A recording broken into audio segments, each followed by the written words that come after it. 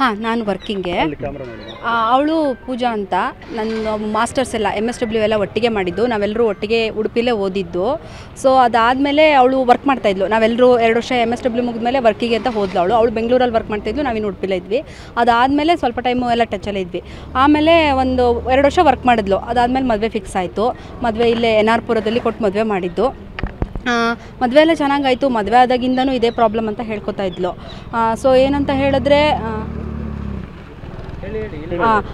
ಈ ಮದುವೆ ಆದಾಗಿಂದನೂ ಇದೇ ಥರ ಹಿಂಸೆ ಮಾಡ್ತಾನೇ ಇದ್ದರು ಅವರು. ನಮ್ಮ ಹತ್ರ ಎಲ್ಲ ಶೇರ್ ಮಾಡ್ತಾಯಿದ್ಲು. ಬಟ್ ಈ ಥರ ಎಲ್ಲ ತುಂಬ ತೀವ್ರವಾಗಿ ಹೋಗಿದೆ ಅಂತ ಏನು ಗೊತ್ತಿರಲಿಲ್ಲ. ಆದರೆ ಇವಾಗ ಸಡನ್ನಾಗಿ ಹಿಂಗೆ ವಿಷಯ ಎಲ್ಲ ತೊಗೊಂಡ್ಮೇಲೆ ಇವಾಗ ವಿಷಯ ಗೊತ್ತಾಗ್ತಿರೋದು ಏನಂತ ಹೇಳಿದ್ರೆ ವರದಕ್ಷಿಣೆ ಕಿರುಕುಳ ಮೇನ್ ಮಾಡ್ತಿದ್ದಾರೆ ಅಂತ. ಮದುವೆ ಟೈಮಲ್ಲಿ ಏನೋ ಅವರು ವರದಕ್ಷಿಣೆ ಕೇಳಿರಲಿಲ್ಲ. ಬಟ್ ಇವಾಗ ಮದುವೆ ಆಗಿ ಸ್ವಲ್ಪ ಟೈಮ್ ಆಗಕ್ಕೆ ಸ್ಟಾರ್ಟ್ ಮಾಡಿದ್ಮೇಲಿಂದ ವರದಕ್ಷಿಣೆ ಜಾಸ್ತಿ ಕೇಳ್ತಾ ಇದ್ದಾರೆ. ಸೊ ಆವಾಗಿಂದ ವರದಕ್ಷಿಣೆ ದುಡ್ಡು ತೊಗೊಂಡ್ಬಾ ಅಂತ ಹೇಳಕ್ಕೆ ಸ್ಟಾರ್ಟ್ ಮಾಡಿದಾಗಿಂದನೂ ಇಲ್ಲಿ ತನಕನೂ ಅವ್ರು ಅದೇ ವಿಷಯಕ್ಕೆ ಅವಳಿಗೆ ಹಿಂಸೆ ಮಾಡ್ತಾ ಇದ್ದಿದ್ದು.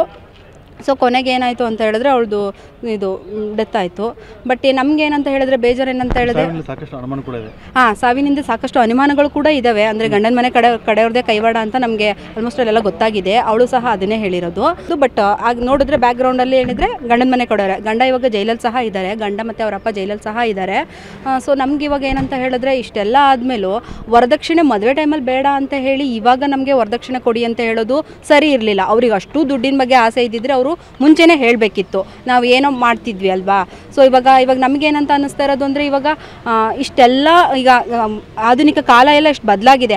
ಆದರೂ ಸಹ ವರದಕ್ಷಿಣೆ ಅಂತ ಹೇಳಿ ಒಂದು ಎಜುಕೇಟೆಡ್. ಮತ್ತು ಇನ್ನೊಂದೇನೆಂದರೆ ಅವಳು ನಮ್ಮ ಥರ ಎಲ್ಲ ತುಂಬ ಎಮೋಷ್ನಲ್ ಅಲ್ಲ. ಅವಳು ತುಂಬ ಸ್ಟ್ರಾಂಗ್ ಆಗಿದ್ಲು. ಎಷ್ಟು ಸ್ಟ್ರಾಂಗ್ ಆಗಿದ್ಲು ಅಂತ ಹೇಳಿದ್ರೆ ನಾವೆಲ್ಲ ಸ್ವಲ್ಪ ಟೈಮ್ ಲೇಟಾಗೆ ಕೆಲಸಕ್ಕೆ ಸೇರ್ಕೊಂಡಿದ್ದು. ಅವಳು ಓದಿ ಸ್ಟಾರ್ಟಿಂಗೇ ಕೆಲಸಕ್ಕೆ. ಮತ್ತು ಇನ್ನೊಂದೇನೆಂದರೆ ಕಮ್ಯುನಿಟಿ ಬಗ್ಗೆ ಅವಳು ವರ್ಕ್ ಮಾಡ್ತಾ ಇದ್ದಿದ್ದು. ಆಲ್ಮೋಸ್ಟ್ ಅಲ್ಲಿ ಮಹಿಳೆಯರಿಗೋಸ್ಕರ ಮಕ್ಕಳಿಗೋಸ್ಕರ ಅಂಥ ಫೀಲ್ಡೆಲ್ಲ ಚಾಯ್ಸ್ ಮಾಡ್ಕೊಂಡು ಅಂಥ ಫೀಲ್ಡಲ್ಲೇ ವರ್ಕ್ ಮಾಡ್ತಾ ಇದ್ಲು. ತುಂಬ ಸ್ಟ್ರಾಂಗ್ ಆಗಿದ್ಲು. ಎಷ್ಟೋ ವಿಷಯಗಳಿಗೆ ನಮಗೆ ಅವಳು ಸಾಂತ್ವನ ಹೇಳಿದ್ದಾಳೆ. ಮಹಿಳಾ ಆಯೋಗದಲ್ಲೆಲ್ಲ ಕೆಲಸ ಮಾಡಿದ್ದಾಳೆ. ಸೊ ಅಂಥವಳು ಇವಾಗ ಹೇಳಿದ್ರೆ ಯಾರೂ ನಂಬೋದಿಲ್ಲ. ಇವಾಗ ನಾವು ಫ್ರೆಂಡ್ಸ್ ಆಗಿ ನಾವೇ ಸಹ ನಂಬೋದಿಲ್ಲ. ಸೊ ಇವಾಗ ನಮಗೇನು ಅನಿಸ್ತಾ ಇದೆ ಅಂದರೆ ಇದು ಗಂಡನ ಮನೆಯವರು ಖಂಡಿತ ಕೈವಾಡ ಆಗಿರೋದ್ರಿಂದ ಅವರಿಗೆ ಸರಿಯಾದ ಶಿಕ್ಷೆ ಆಗಬೇಕು. ಅಂದರೆ ಇನ್ನೊಂದ್ಸಲ ಯಾವ ಹೆಣ್ಮಕ್ಳು ಇವಾಗ ಅವನು ಹೇಳೋಕ್ಕಾಗಲ್ಲ. ಇವಾಗ ಇವ್ರು ಡೆತ್ ಆದ್ಲು ಅಂತೇಳಿ ನೆಕ್ಸ್ಟ್ ಇನ್ನೊಂದು ಮದುವೆ ಆದರೂ ಆಗ್ಬೋದಲ್ವಾ. ನಾವು ಹೇಳೋಕ್ಕಾಗಲ್ಲ ಅದನ್ನು. ಇನ್ನೊಂದು ಮದುವೆ ಆಗಿ ಇನ್ನೊಂದು ಹೆಣ್ಣು. ಯಾಕಂದರೆ ಇವಾಗ ಫಸ್ಟ್ ಮದುವೆ ಆಗಿ ಇಷ್ಟು ಮುದ್ದಾದ ಮಗು ಇರುವಾಗ ಇವಳಿಗೆ ಇಷ್ಟು ಚಿತ್ರಹಿಂಸೆ ಮಾಡಿರೋ ಅವ್ರ ಫ್ಯಾಮಿಲಿಯವರು. ಸೊ ಇನ್ನೊಂದು ಮದುವೆ ಆಗಿ ಅವ್ನು ಇನ್ನೊಂದು ಹಿಂಸೆ ಮಾಡಲ್ಲ ಅಂತ ಏನೂ ಗ್ಯಾರಂಟಿ ಇಲ್ಲ. ಸೊ ಹಾಗಾಗಿ ಏನಂತ ಹೇಳಿದ್ರೆ ಅವನಿಗೆ ಸರಿಯಾದ ಶಿಕ್ಷೆ ಆಗಬೇಕು. ಮತ್ತು ಇದಕ್ಕೆ ಒಳ್ಳೆ ಇದು ಕಾನೂನು ಬಂದುಬಿಟ್ಟು ಒಳ್ಳೆ ರೀತಿಯಿಂದ ನ್ಯಾಯ ಕೊಡಿಸ್ಬೇಕು ಅಂತ ನಾವು ನಮ್ಮ ಫ್ರೆಂಡಿಗೆ ನಾವು ಸಹ ಹೋರಾಟಕ್ಕೆ ರೆಡಿ ಇದ್ದೀವಿ. ಅವಳಿಗೆ ಒಂದು ಒಳ್ಳೆ ರೀತಿಯಿಂದ ನ್ಯಾಯ ಸಿಗಬೇಕು ಅನ್ನೋದೇ ನಮ್ಮದು ಮೇನ್ ಉದ್ದೇಶ ಆಗಿದೆ. ವಾತಾವರಣ ಬದಲಾಗಲಿಲ್ಲ ಅಂತ ಗಂಡನ ಮನೆಯಲ್ಲಿ ಮದುವೆ ಹೋದ್ಮೇಲೆ ಅಲ್ಲಿ ವಾತಾವರಣ ಬದಲಾಗಲಿಲ್ಲ ಅಂತ ಈಗಲೂ ಕೂಡ ಹಾಂ ಸರ್, ಅವಾಗವಾಗ ಹೇಳ್ತಾ ಇದ್ಲು. ಬಟ್ ಇಷ್ಟು ಮಿತಿ ಮೀರಿದೆ ಅಂತ ಅವಳು ನಮ್ಮ ಹತ್ರ ಇದ್ದಿಲ್ಲ. ಅವ್ರ ಅಮ್ಮ ಫ್ಯಾಮಿಲಿಗೆ ಹೇಳ್ತಾ ಇದ್ಲು ಸರ್. ನಮ್ಮ ಹತ್ರ ಮೇನಾಗಿ ಎಷ್ಟು ಹೇಳಬೇಕು ಅಷ್ಟು ಮಾತ್ರ ಹೇಳ್ಕೊಡ್ತಾ ಇದ್ಲು. ಸೊ ತೀರಾ ಇದು ಫ್ಯಾಮಿಲಿಗೆ ಗೊತ್ತಿತ್ತು. ಬಟ್ ಇಷ್ಟು ಮಿತಿ ಮೀರಿ ಹೋಗ್ತಾರೆ ಅಂತ ನಮಗೂ ಐಡಿಯಾ ಇರಲಿಲ್ಲ ಸರ್ ಇದ್ರ ಬಗ್ಗೆ.